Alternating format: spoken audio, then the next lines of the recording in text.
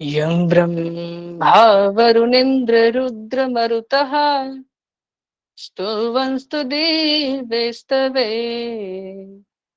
वेदाः साङ्गपदक्रमोपनिषदे गायन्ति यं सामगा ध्यानावस्थिततद्गतेन मनसा पश्यन्ति यं योगिनो यस्यान्तं न विदुरसुरासुरगणा देवाय तस्मै नमः देवाय तस्मै नमः देवाय तस्मै नमः।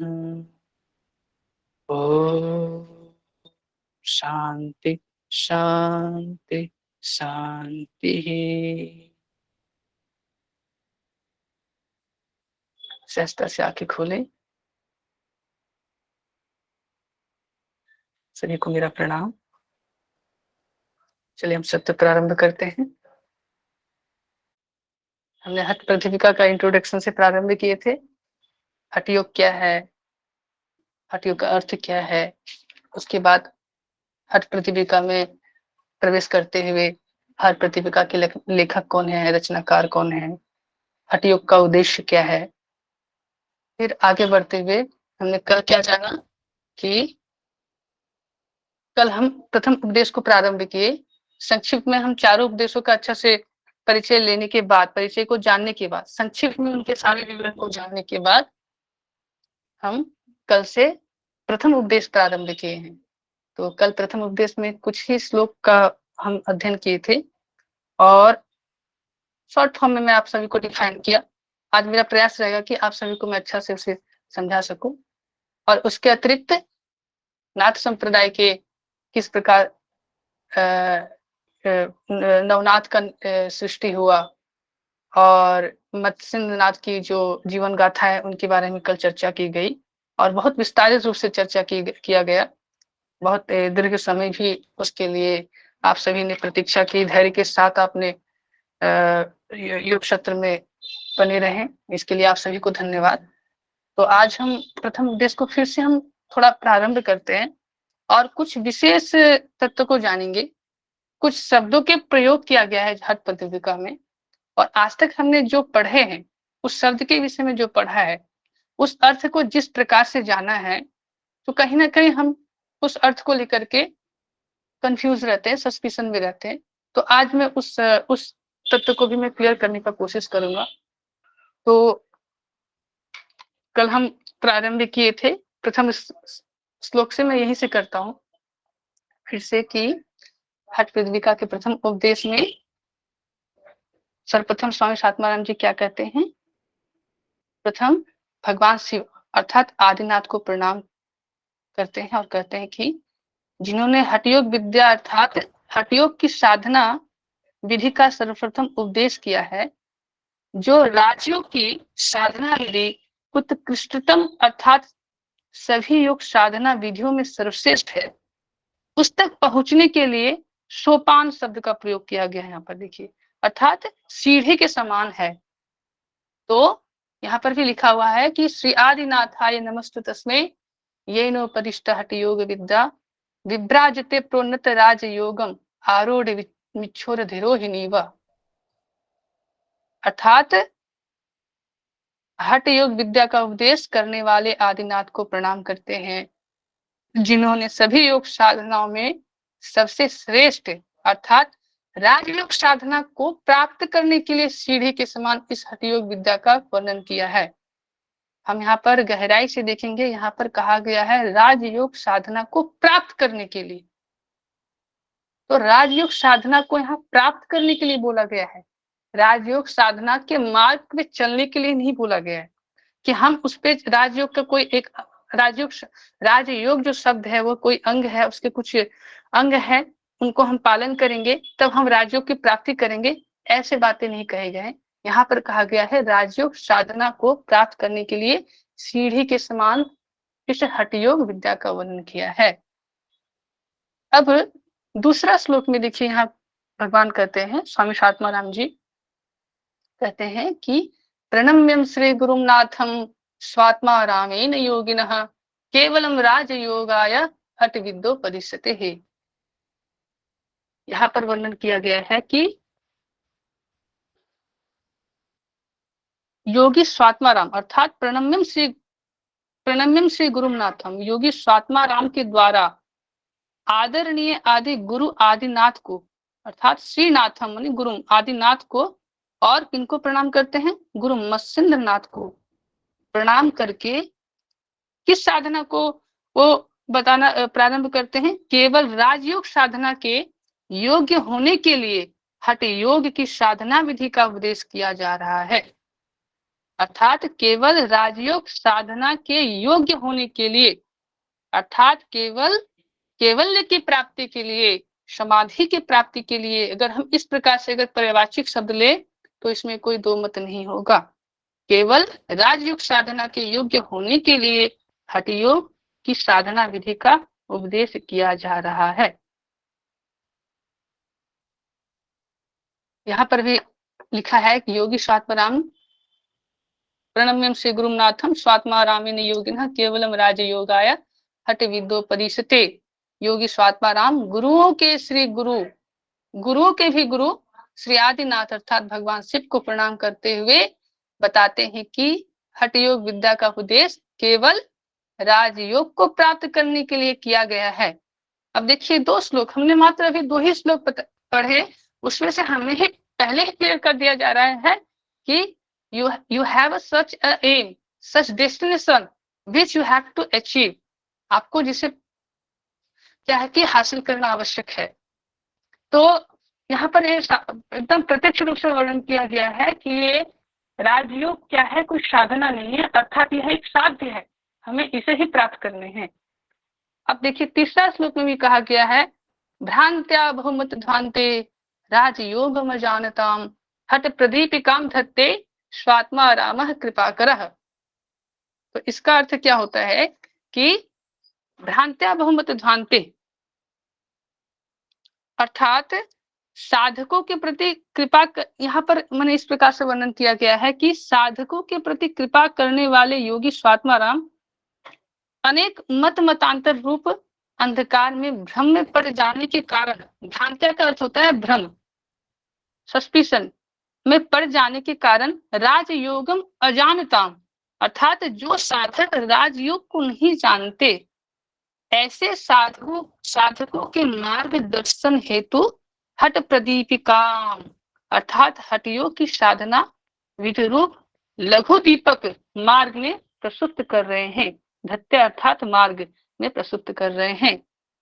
भावार्थ कुछ इस प्रकार से हम कर सकते हैं कि मंत्र योग, भक्ति योग, लय योग इत्यादि साधना विधि रूपी अंधकार में भटकने के कारण राजयोग को ना जानने वाले साधकों के साधना मार्ग में पथ प्रदर्शन के लिए योगी स्वात्माराम क्या करते हैं? एक छोटे दीपक के समान हठ योग साधना विधि बताने वाले हठ योग प्रदीपिका नामक ग्रंथ की रचना कर रहे हैं। देखिए हम मंत्र योग के माध्यम से भी हम समाधि को पा सकते हैं, भक्ति योग के माध्यम से भी पा सकते हैं, लय योग के माध्यम से भी पा सकते हैं, ज्ञान योग के माध्यम से भी हम पा सकते हैं, कर्म योग के माध्यम से भी हम मोक्ष को पा सकते हैं। लेकिन यहाँ पर क्या कहा गया है कि जितने भी ये आप उनको क्या कहा गया है कि जितने भी साधना है उसमें सबसे सर्वश्रेष्ठ साधना और सरल साधना क्या हठ योग को बताते हुए कहें कि हठ योग साधना विधि बताने वाले माने ये जो मार्ग है ये किसके समान है? जो व्यक्ति भटक रहे हैं, भटकने के कारण राज्यों को ना जानने वाले साधुओं के साधना मार्ग में पथ प्रदर्शन के लिए एक छोटे दीपक के समान कहा गया है। जिस प्रकार एक छोटे दीपक को हम अंधकार में कोई स्थान में प्रदीप्त करते हैं तो वो अंधकार क्या होता है उस रोशनी से उजाला में परिवर्तित हो जाता है। तो वो एक क्या है कि जुगनू के समान है, वो एक लो के समान हठ प्रदीपिका बताया गया है। तो हठ योग का इतना महत्व स्वामी जी यहाँ पर बता रहे हैं। तो मैं आप सभी से थोड़ा राजयोग के विषय में ये क्लियर करना चाहूंगा कि यहाँ पर अभी भी कंफ्यूजन रहता है कि हम बहुत सारे ऐसे कमेंटरी पढ़ते हैं, स्वामी विवेकानंद के भी कमेंटरी है, वहां पर भी कहा गया है कि राजयोग क्या है, अष्टांग योग को ही राजयोग कहा गया है। वास्तव में क्या है, स्वामी विवेकानंद में भी अष्टांग योग को ही राजयोग कहा गया है। हम एक संस्था के बारे में भी जानते हैं, प्रजापिता ब्रह्मा कुमारी ईश्वरीय विश्वविद्यालय ब्रह्मा कुमारी। तो वहां पर भी वो क्या सिखाते हैं, मेडिटेशन सिखाते हैं, जिन्हें वो क्या कहते हैं, राजयोग कहते हैं।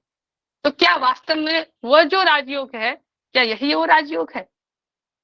तो इसके विषय में आपको कहना चाहूंगा कि जो प्रजापिता ब्रह्म कुमारी में जो राजयोग विद्या हमें सिखाए जाते हैं, वो एक प्रकार का ध्यान है। जिस प्रकार से विपासना है, जिस प्रकार से हम प्रेक्षा ध्यान करते हैं, जिस प्रकार से हम और भी जितने भी है विपासना, प्रेक्षा और भी जितने प्रकार के ध्यान का वर्णन किया गया है, योग निद्रा के विषय में जिस प्रकार से वर्णन किया गया है, ओमकारा मेडिटेशन के, MSRT, तो इस जो जितनी मेडिटेशन है उसी प्रकार से यहाँ पर भी क्या है, इस संस्था में भी जो सिखाया जाता है पद्धति वो है ध्यान। तो वहां पर भी क्या एक टेक्निक है जिसको उन्होंने राजयोग नाम दिया है। और दूसरी बात मैं कहना चाहूंगा कि जो स्वामी विवेकानंद के कमेंटरी में जो कहा गया है कि अष्टांग योग ही राजयोग है, तो आप मुझे ये बताइए, अगर अष्टांग योग ही राजयोग है तो अष्टांग योग क्या है? आप मुझे ये बताइए, हमने योग दर्शन भी पढ़े, योग दर्शन में अष्टांग योग का वर्णन किया गया है। योग दर्शन में 195 सूत्र है, कहीं पर भी आप मुझे बता सकते हैं कि वहां पर राजयोग शब्द का प्रयोग किया गया है? हाँ, वहां समाधि का प्रयोग किया गया है, केवल्य का प्रयोग किया गया है, लेकिन राजयोग शब्द का प्रयोग कहीं किया गया है क्या? कोई बोल सकते हैं? नहीं किया गया सर।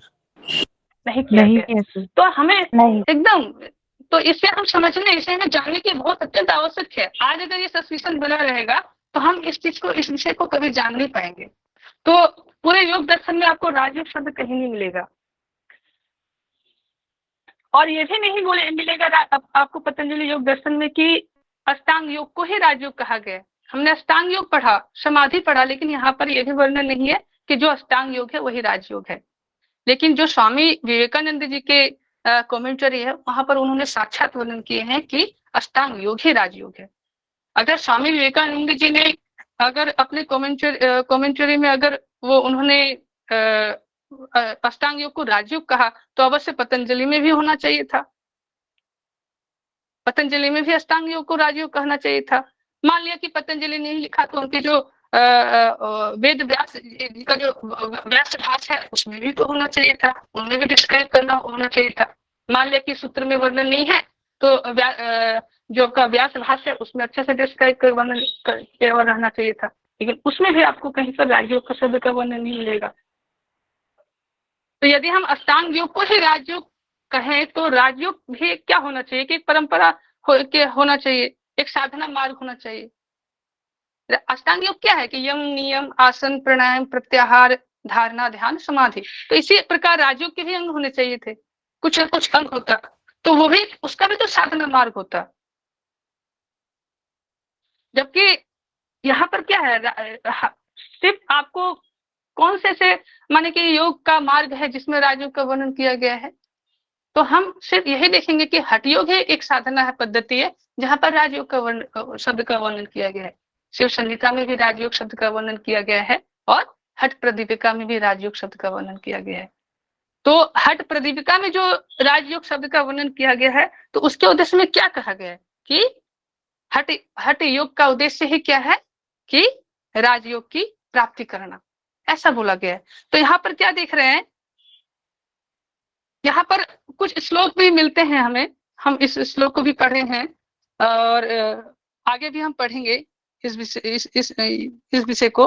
आप जब द्वितीय अध्याय में, जब द्वितीय उपदेश पढ़ेंगे, तो वहां पर 76 नंबर जो श्लोक है वहां पर लिखा गया है कि हठम विना राजयोगः, राजयोगम विना हठः, न सिद्ध्यति ततो युग्मम अनिष्पत्ति समभ्यसेत।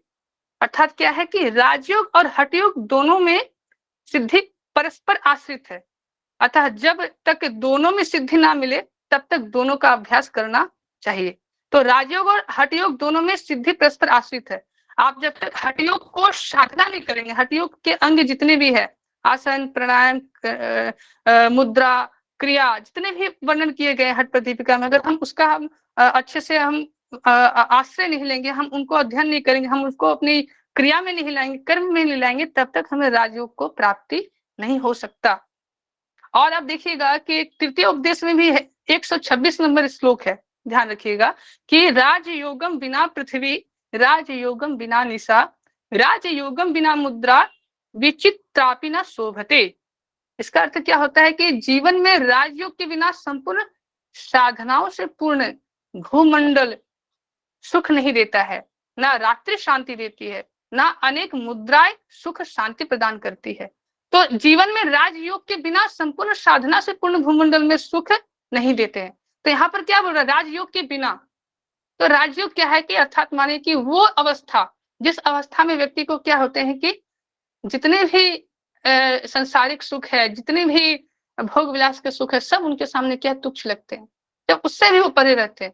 वो अप्रतिम माने कि वह योग्यता, वह आप में जो भावनाएं उत्पन्न होती है, वो कब उत्पन्न होती है, जब आप उस ऐसे अवस्था को प्राप्त कर लेते हैं। तो यहाँ पर भी, यहाँ पर साक्षात वर्णन किया गया है कि राजयोग क्या है, एक माने कि साधन मार्ग है, एक क्या है कि साध्य है, अर्थात क्या लक्ष्य है, एक निष्पत्ति की अवस्था है, उन्मनी की अवस्था है। समस्त जो भी जितने भी योग हैं, सभी क्या है कि सब मोक्ष को प्राप्ति करने की बात करते हैं। चाहे वो लय योग हो, अष्टांग योग हो, ईश्वर प्रणिधान से भी हम मोक्ष की प्राप्ति कर सकते हैं, क्रिया योग के माध्यम से मोक्ष की प्राप्ति कर सकते हैं।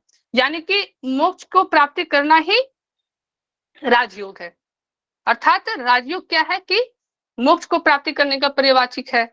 हम समाधि का पर्यवाचिक इनको ले सकते हैं। आप देखिएगा कि अष्टांग योग का जो उद्देश्य है वो समाधि की प्राप्ति करना है, लेकिन हमारे पतंजलि में, और लेकिन सारे अष्टांग योग को समाधि कहना ये तो न्याय संगत नहीं होगा। अष्टांग योग से हमें क्या प्राप्ति होती है, सप्तांग योग का जब पालन करते हैं, यम नियम आसन प्राणायाम प्रत्याहार धारणा ध्यान, जब हम ये 7 सीढ़ी को हम माने कि इसमें हम अपने दक्षता प्राप्त कर लेते हैं, तब हमें क्या होता है कि समाधि की अनुभूति होती है, तब हम समाधि को प्राप्ति करते हैं। लेकिन अगर हम इसी अष्टांग योग को ही अगर हम समाधि कर दे तो ये क्या न्याय संगत होगा। तो यहाँ पर देखिए, ये विषय को मैं क्यों बता रहा हूँ कि हमें इस चीज को समझना बहुत जरूरी है। हम योग के एक्सपर्ट बनने वाले, हम योग के फील्ड में हम एक पराकाष्ठा पे हैं। हम सभी ने लगभग मास्टर्स कर लिए हैं, और कोई मास्टर्स में है, और कोई योग के विषय को अध्ययन कर रहे हैं, कोई नेट की तैयारी कर रहे हैं, कोई आगे जाकर किस पे रिसर्च करेंगे, और रिसर्च करके इसका शोध करेंगे। तो हमें इसकी प्योरिटी होनी चाहिए, एक्सट्रीम नॉलेज होनी चाहिए कि हाँ, इसका वास्तव में अर्थ क्या है।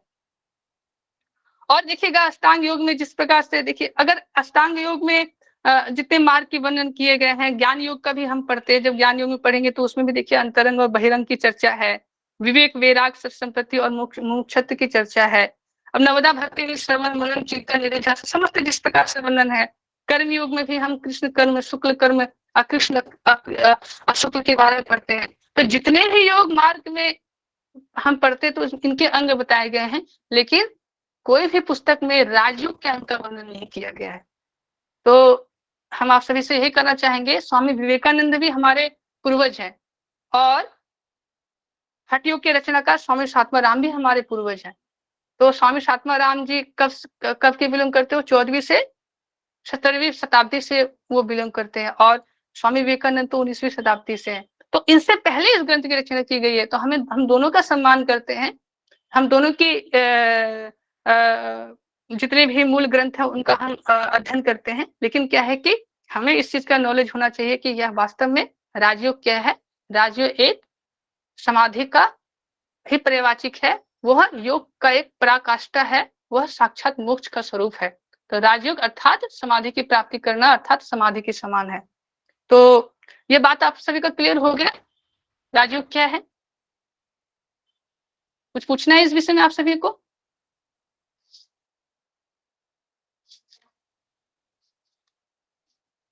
सर इसी को कैवल्य की प्राप्ति भी बोल सकते हैं क्या? श्योर, हम कर सकते हैं इसे केवल की प्राप्ति।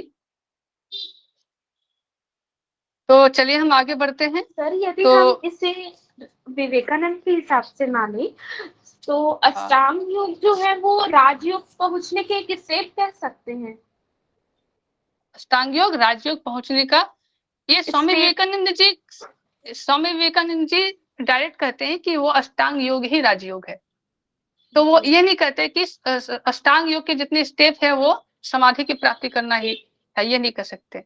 हम किनके अनुसार कर सकते हैं, हठ योग के अनुसार कर सकते हैं, स्वामी स्वात्माराम के अनुसार कर सकते हैं कि सप्तांग योग जो है वह समाधि की प्राप्ति करने का साधन है, अर्थात राजयोग प्राप्ति करने का साधन है। हम इस प्रकार से अपनी बातों को रख सकते हैं। चतुरंग योग, तो चतुरंग सप्तांग योग से, हाँ जी, सप्तांग योग में किस लिए कह रहा हूं कि यम नियम आसन प्राणायाम प्रत्याहार धारणा ध्यान, जब हम इसमें दक्षता प्राप्त करते तब हमें क्या समाधि की प्राप्ति होती है। तो जो अष्टांग योग में समाधि है, समाधि का ही पर्यवाचिक हम केवल्य कर सकते हैं, मोक्ष कर सकते हैं, राजयोग भी कर सकते हैं। ठीक है, तो हम आगे बढ़े। Yes sir. तो अब हम चतुर्थ श्लोक में जाते हैं। चतुर्थ श्लोक में हमने कल क्या पढ़ा कि हट विद्या मत्स्येन्द्र गोरक्षाद विजानते स्वात्माराम अथवा योगी जानते तत्प्रसादतः। हट विद्या अर्थात हठ योग की साधना विधि को मत्स्येन्द्र गोरक्षाद मत्स्येन्द्रनाथ और गोरक्षनाथ आदि भली प्रकार जानते हैं, और उन्हीं की कृपा से योगी स्वात्माराम भी जानते हैं। माने ये नाथ संप्रदाय का जो ज्ञान है वो परंपरा सदियों से चले आ रहे हैं। पहले गुरु मत्स्येन्द्रनाथ ने सीखा, जाना, ब्रह्म ज्ञान प्राप्त किए, मत्स्येन्द्रनाथ से गोरक्षनाथ ने प्राप्त किए, गोरक्षनाथ और मत्स्येन्द्रनाथ के माध्यम से मीनानाथ ने प्राप्त किए। इस प्रकार हजारों मीनानाथ ने इसको अध्ययन किया। इस प्रकार से कि यह परंपरा चरपटीनाथ, आनंद भैरवनाथ, चौरंगीनाथ, जितने भी नाथ संप्रदाय के गुरु का वर्णन किया गया, सभी ने इनको भली प्रकार जाने। इस विषय की वर्णन किया। इसके बाद ही हम श्लोक कल अध्ययन किए थे कि श्री आदिनाथ मत्स्येन्द्र सावरानंद भैरव चौरंगे मीन गोरक्ष विरूपाक्ष विषय।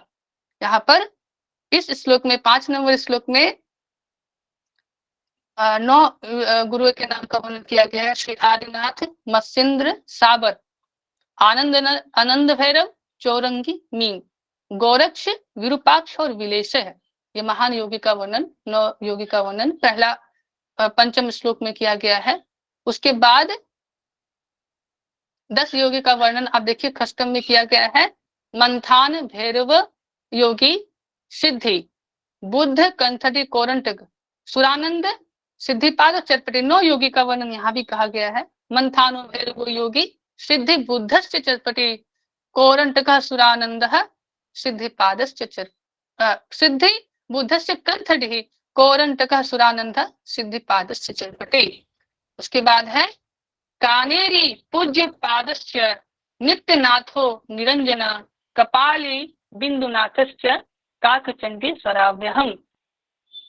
तो इनके इन सभी गुरुओं का नाम वर्णन करने के बाद अल्लामह प्रभुदेवस्य, अल्लाम है ना, अल्लाम संस्कृत में अल्लाम है, एक शब्द एक साथ बोला गया, अल्लामह प्रभुदेवस्य। यहाँ पर प्रोनाउंसिएशन सही होना चाहिए, अल्लामह है ना, अल्लामह प्रभुदेवस्य घोड़ा चोली च टिंटनी भानुकी नार देवश्च खंडम कापालिकस्तथा, अर्थात खंडः कापालिकस्तथा। इस प्रकार से सभी गुरुओं का नाम 33 गुरुओं का नाम करने के बाद उनके विभूतियों को किस प्रकार से प्रकाशित किए गए, उनके शक्तियों का किस प्रकार से अभिवादन किया गया इत्यादि महासिद्ध योगी हठयोग विद्या के प्रभाव से मृत्यु रूपी काल चक्र के भय को नष्ट करके मुक्त रूप से ब्रह्मांड में घूम रहे हैं। अर्थात श्री आदिनाथ, मत्स्येन्द्र, जितने भी गुरु हैं, घोड़ा, सभी ये सभी हठयोग के प्रभाव से मृत्यु के भय को नष्ट करके ब्रह्मांड में विचरण करते हैं।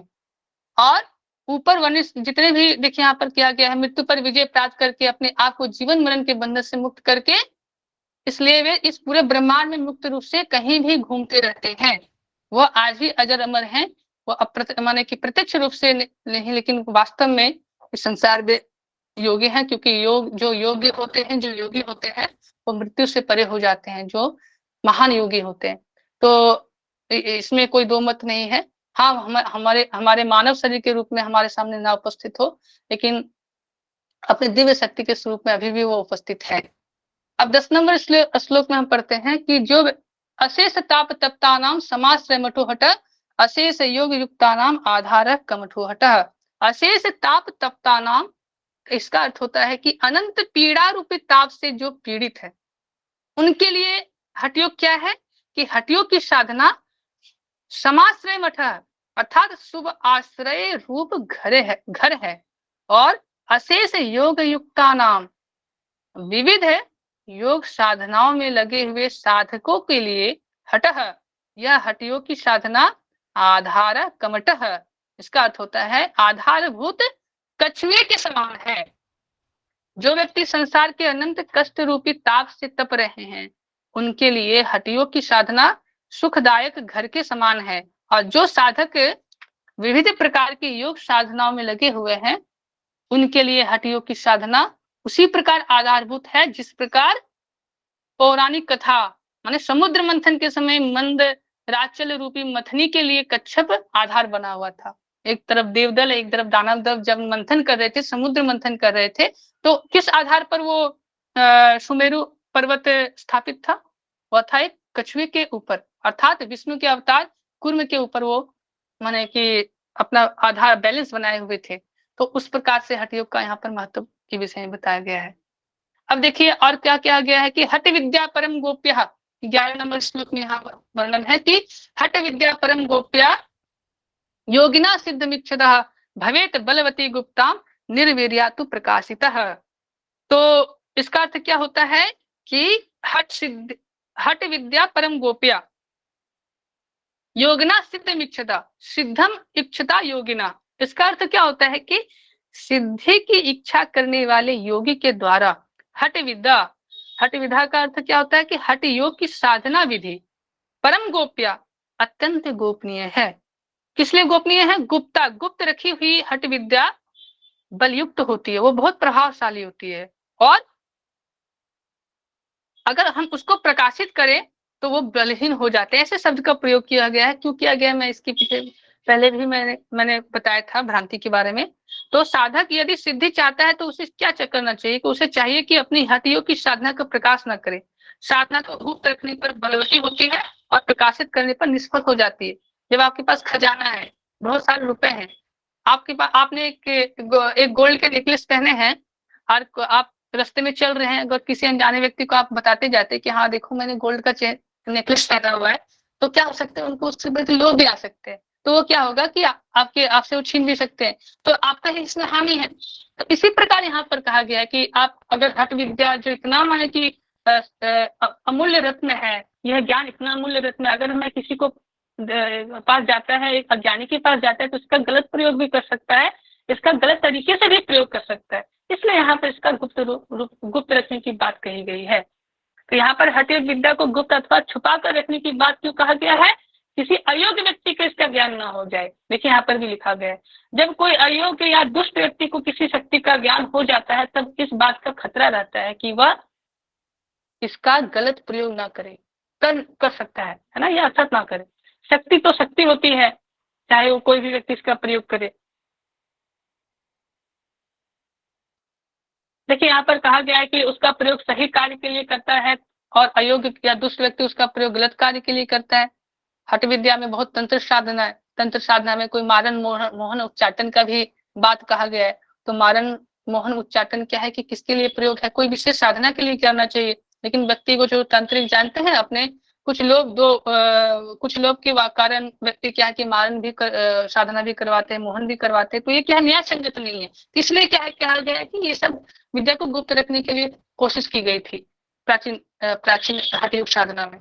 तो किसी अयोग्य या दुष्ट व्यक्ति को इसका ज्ञान ना हो जाए, इसलिए इस योग विद्या को गुप्त रखने एवं योग व्यक्ति को ही इसका ज्ञान देने की बात कही गई है। इसका यह अर्थ यह बिल्कुल भी नहीं है कि इस विद्या को पूर्ण रूप से गुप्त रखना चाहिए। ऐसा तो यह ज्ञान विलुप्त ही हो जाएगा। गुप्त रखने का अभिप्राय यही है कि अयोग्य व्यक्ति को इसकी जानकारी ना मिले। अब देखिए यहाँ पर हम क्या है कि स्थान के विषय में बताया गया है कि हमने यह जाना कि हठ प्रदीपिका में कि हठ योग विद्या का महत्व क्या है, राजयोग क्या है, राजयोग के बाद हठ विद्या 33 गुरु कौन है, और हठ योग वास्तव में किसके समान है, इसके लाभ के विषय, इसके महत्व के विषय में वर्णन किया गया। अब देखिए यहाँ पर स्थान के कैसे देश और कैसी कुटिया में रहना चाहिए, इसका वर्णन इस श्लोक से किया गया है 12वें नंबर श्लोक में। तो यहाँ पर क्या कहा गया है कि आज हम इस चीज को जानेंगे कि सुराज्य धार्मिके देशे सुविज्ञ निरुपद्रवे, है ना, अर्थात हटियों की साधना करने वाले रमणीय निरुपद्रव उपद्रव रहित है। ठीक है, सुराज्य जहां भिक्षा मिलना सहज हो सके ऐसे प्रदेश में सुभिक्ष निरुपद्रव धनु प्रमाण पर्यंतम शिलाग्नि जलवर्जिते। तो आप सभी से मुझे यहाँ पर एक प्रश्न मैं पूछना चाहूंगा कि यहाँ पर देखिए धनु शब्द का प्रयोग किया गया है, धनु प्रमाण पर्यंतम शिलाग्नि जलवर्जिते। तो धनु का अर्थ क्या होता है मुझे आप बताएं, मैं आप सभी से जानना चाहूंगा। आज सत्र को मैं यहीं पर विराम दूंगा, धनु शब्द का मैं पहले अच्छे से जानकारी ले लूं, अगर संक्षिप्त में हो जाए तो फिर आगे बढ़ेंगे। तो बताइए धनु शब्द का अर्थ क्या होता है? सर अभी तक तो हमें 4 हाथ के बराबर ही बताया था। हाँ, ब्रह्मा जी बता रहे हैं, और मैं शब्द का अर्थ पूछा हूँ, उसका मैं ये मेजरमेंट नहीं पूछा हूँ। कृपया सभी बताएं धनु शब्द का अर्थ क्या होता है। जब हम शब्द को जानेंगे तो हम उनके धनुष और कोई बताइए। धनु माने धन। धन नहीं, उसका तो नहीं भाई जी। धन और कोई? धन का तो इसमें धनुष्य बाण, धनुष्य रहता है ना वो। धनुष्य बाण। अच्छा, तो हम सभी ने यही चीज जाना है कि धनुषवाणी होगा। चलिए बढ़िया बात है। कोई बता सकते हैं यहाँ मैथमेटिक्स के कोई स्टूडेंट है, मैथ में जिनको बहुत रुचि रही है? जी बोलिए। हाँ, मीना जी है, मीना जी से आग्रह, आप बता सकते हैं धनु का अर्थ क्या होता है? धन मतलब तो पॉजिटिव या फिर ऐड करना, मतलब कि बढ़ाना। अच्छा, चलिए बहुत अच्छा। पुंडलिक जी है यहाँ?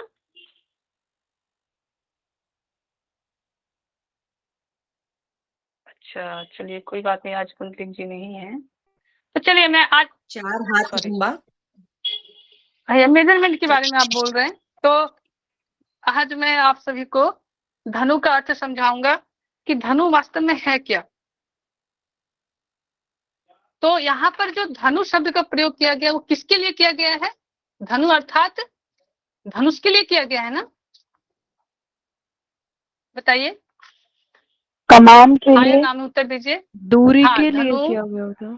कमान जो उसका हाँ, देते ठीक है। हैं धनु। अच्छा अच्छा, तो कौन सी कमान की बात कही गई है?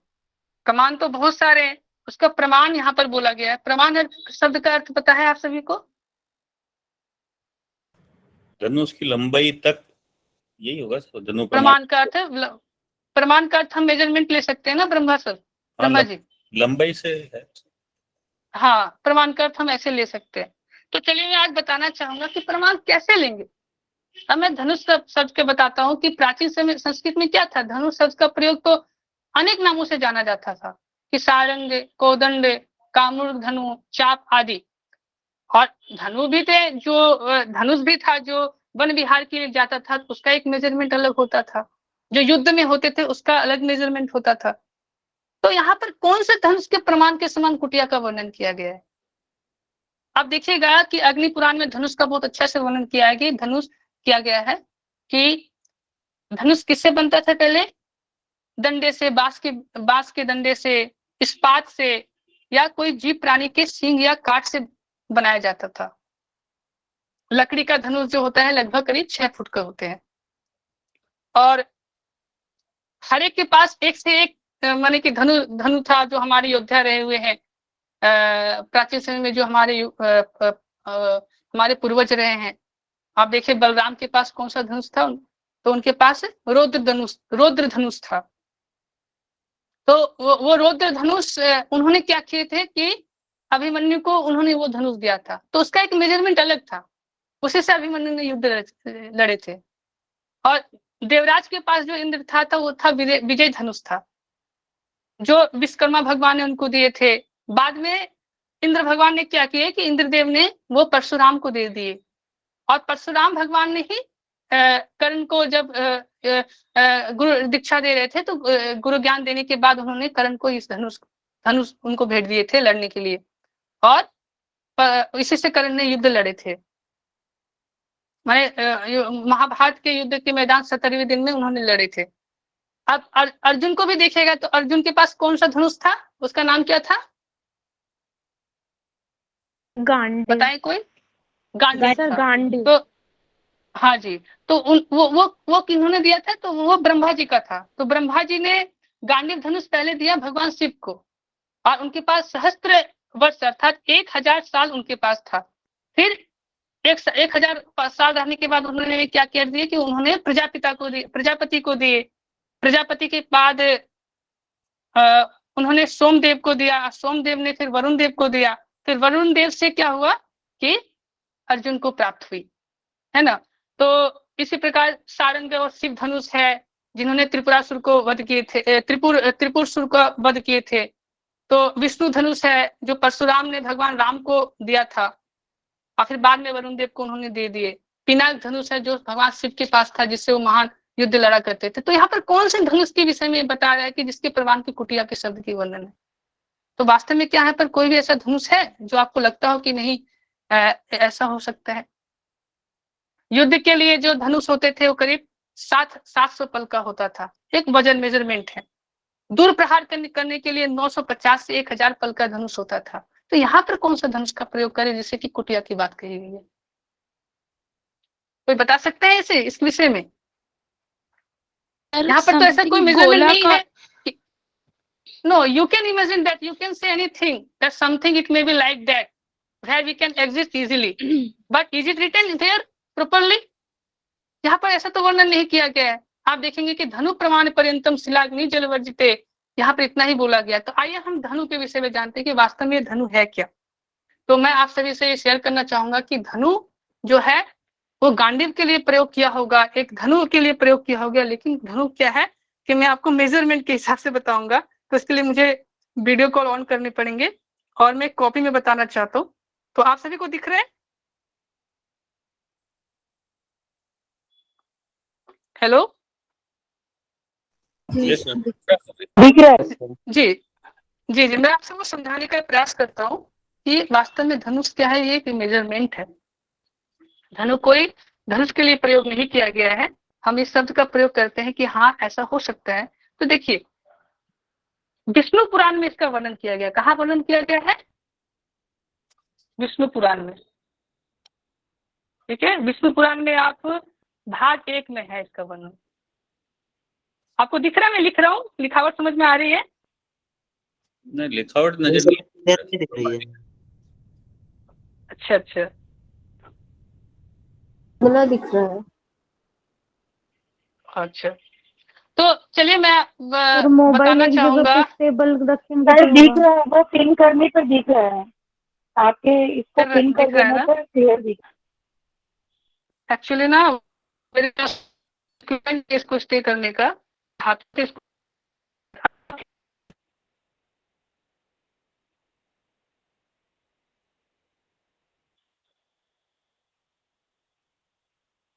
सर मोबाइल एक जगह पे रखेंगे तो स्टेबल हो जाएगा ना, स्क्रीन तो दिखेगा। कोई बात नहीं, मैं स्टेबल तो इसे कैसे रखूं, impossible timing. Let me explain. मैं देखता हूँ, अगर मैं पूछ लूंगा आपसे से। देखिए कैसे बताया गया है कि धनु का मेजरमेंट क्या होता है कि 1 अंगुल हम जानेंगे। देखिए 1 अंगुल जो होता है, 1 अंगुल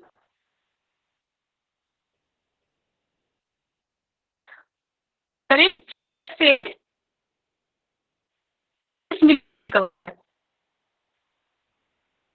ठीक है, 1 अंगुल।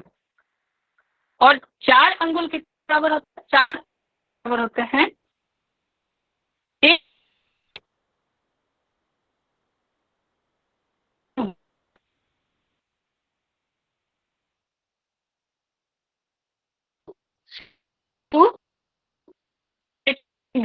मिलीमीटर। ठीक है, और फिर 8 अंगुल के बराबर कितना होता है? 8 अंगुल इज इक्वल टू 1 धनु मुष्टि। 1 धनु मुष्टि, 1 धनु मुष्टि की आपके मान के चलिए एक आपके हाथों में। ओके ठीक है, तो चलिए मैं आपको वो से बताता हूँ, मैं नोट कर रहा हूँ। तो इसके लिए मैं माफी चाहूंगा, वजह से दिख नहीं रहा है आप सभी को। तो मैं ऐसे बताता हूँ, आप सभी ध्यान से सुन लें, बाद में नोट कर लीजिएगा। तो 4 अंगुल बराबर कितना बताया हमें कि एक धनुग्रह, जिसका मेजरमेंट होता है 62 टू 83 मिलीमीटर। उसके बाद है 8 अंगुल, तो 8 अंगुल बराबर कितना होता है कि एक धनुमुष्टि, तो 125 टू 167 मिलीमीटर। और 12 अंगुल बराबर होता है एक वितस्ती। एक वितस्ती अर्थात एक वित्ता, वित्ता कहते हैं ना हाथों के, माने कि आपका थंब फिंगर टिप्स से लेकर के एकदम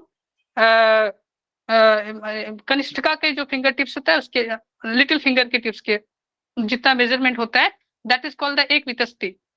और 2 वितस्ती इज इक्वल टू होता है एक हस्त, इसको हम रत्नी भी कहते हैं, एक हस्त।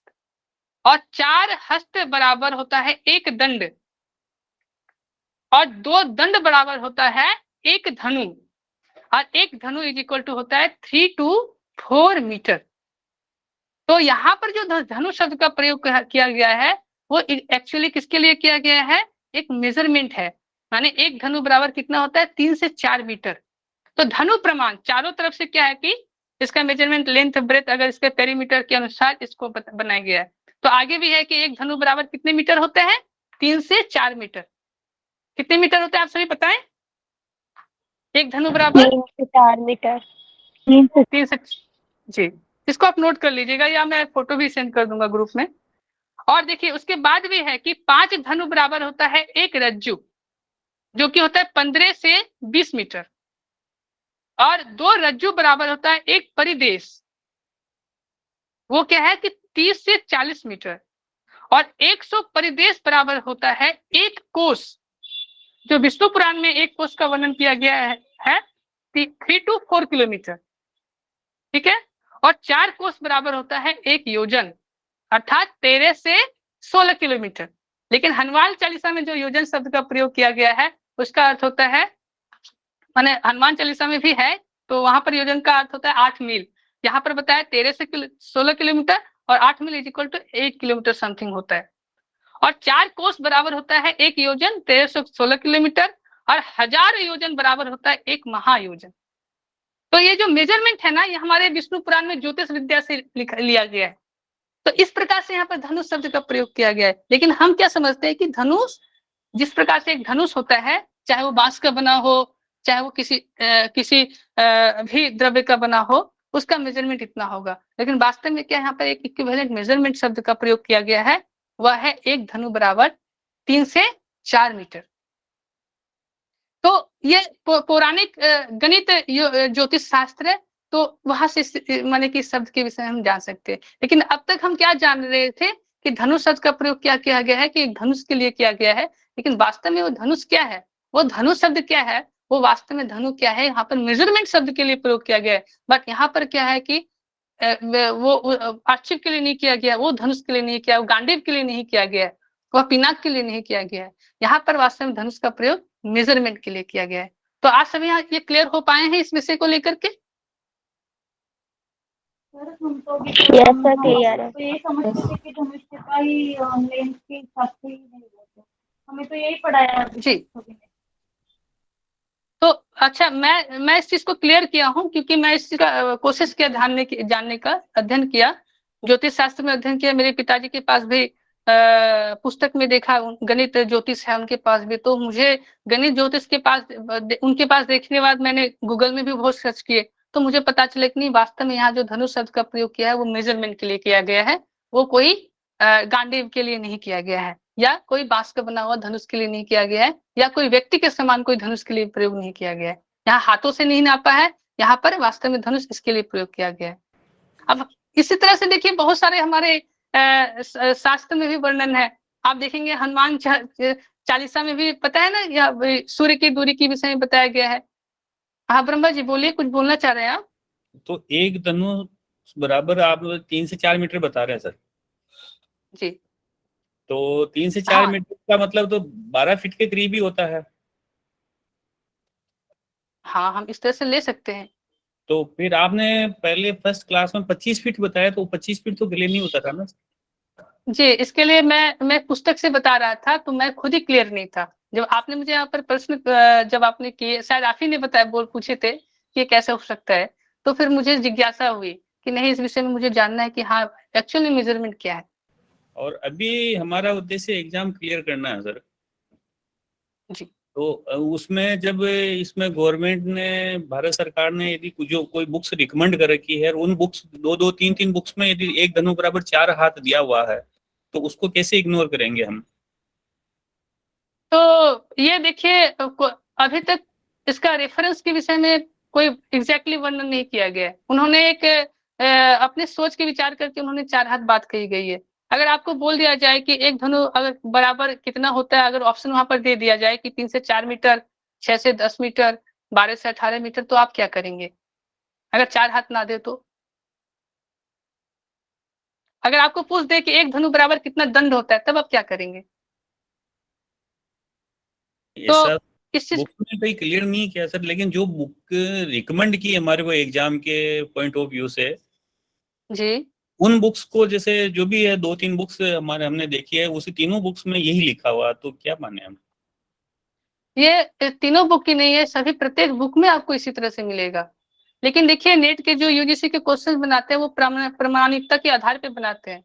उनके पास एग्जैक्ट रेफरेंस होता है, तो आपको रेफरेंस भी देंगे कि हाँ ये विष्णु पुराण में भी इसका वर्णन किया। मेजरमेंट आपको प्राचीन विद्या में होनी चाहिए। ऐसे शब्द आपको बहुत सारे योग ग्रंथ में मिलेंगे। तो आप क्या करेंगे? तो मैं इस चीज का इसलिए मैंने डिस्क्राइब किया कि हाँ आपको कभी दिक्कत ना हो। तो यहाँ पर क्या है कि मुख्य रूप से हमें ज्यादा से ज्यादा 4 पॉइंट अगर हम याद रखें कि एक वितस्ती बराबर मैंने 2 वितस्ती बराबर 1 हस्त होता है, और 4 हस्त के बराबर 1 दंड होता है, और 2 दंड के बराबर 1 धनु होता है। अगर ये 4 पॉइंट अगर हम ध्यान में रखें, तो क्या हमें इस चीज की कभी क्वेश्चन आए तो हम उसको छोड़ के आ पाएंगे? हम उसको भी करने में सफल हो जाएंगे। तो हमें क्या, हर तरफ से प्रस्तुत रहना है। तो आज मुझे बताने का मुख्य उद्देश्य था कि धनु का जो प्रयोग, शब्द का प्रयोग कर रहे हैं, वो 4 हाथ दे दे, 4 बित्ता दे दे, तो हम वास्तव में इसका मेजरमेंट हम उसको माने कि अप्रूव के साथ, हम इसके रेफरेंस के साथ हम प्रमाणित कर सकते हैं कि एक धनु बराबर कितना होता है। तो हमारे पास ये शास्त्र प्रमाण है। तो प्रत्यक्ष किम प्रमाणम, जो प्रत्यक्षता की बात करते हैं, तो इसलिए मैंने इस चीज को भी बताना न्याय संगत समझा। और प्रश्न जैसे आएंगे, लेकिन हम क्या है कि प्रश्न को छोड़ के नहीं आएंगे, हम उसे अवश्य करके आएंगे, और वो पक्का ही हमारा क्या है, राइट होना चाहिए। क्लियर है सभी को? विष्णु पुराण में है ये? हाँ हाँ, विष्णु पुराण में है, भाग 1 में मिलेगा आपको, अध्याय 6 में। और मैं कोशिश करूंगा कि इसका रेफरेंस जो है मैं ग्रुप में डालूं। ठीक है, मैं जहां से अध्ययन किया, मैंने भी गूगल में सर्च कर रहा था, तो मुझे भी वहीं पर मिला, पिताजी के ग्रंथ में भी मिला। तो मैं पिताजी का ग्रंथ का भी फोटो भेज दूंगा, साथ ही साथ गूगल से डाउनलोड करके भी मैं भेज दूंगा।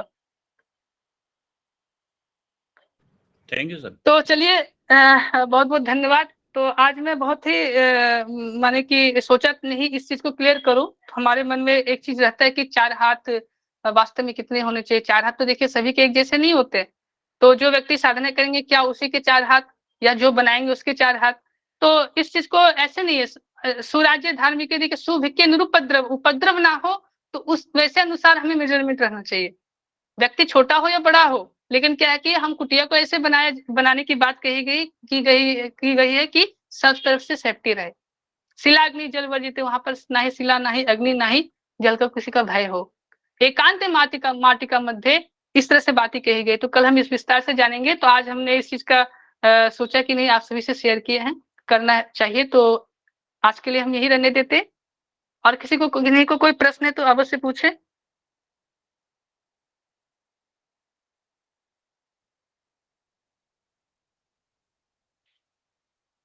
सर जहाँ से आपने रेफरेंस लिया है ना ये मेजरमेंट का, वो रेफरेंस हाँ जी, थोड़ा हाँ, शेयर कर देना बस। I will share sure. Sir ये चलो आपने एक धनु वाला बताया था, इसको एक बार थोड़ा सा रिपीट कर दीजिए। जी, मैं शॉर्ट में रिपीट कर देता हूँ।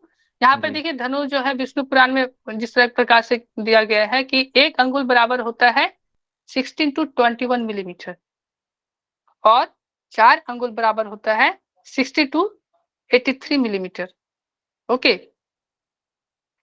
1 अंगुल के पहले भी बहुत सारे मेजरमेंट है, तो मैं 1 अंगुल से बता रहा हूँ क्योंकि विष्णु पुराण में यहीं से वर्णन किया गया है।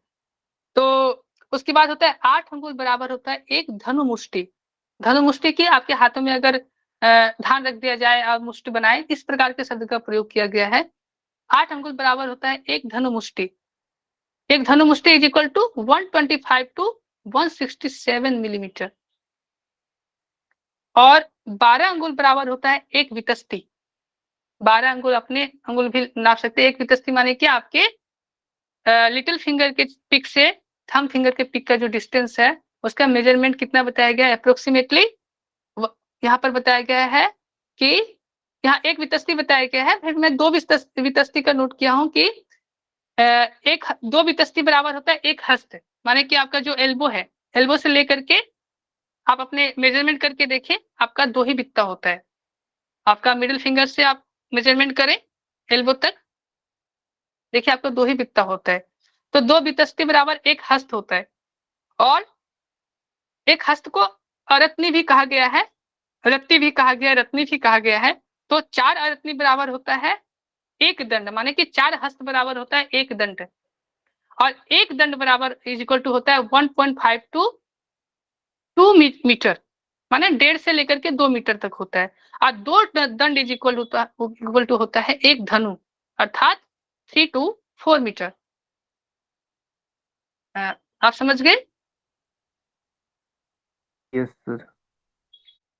सर्वे भवन्तु सुखिनः, सर्वे सन्तु निरामयाः, सर्वे भद्राणि पश्यन्तु, मा कश्चित् दुःखभाग् भवेत्।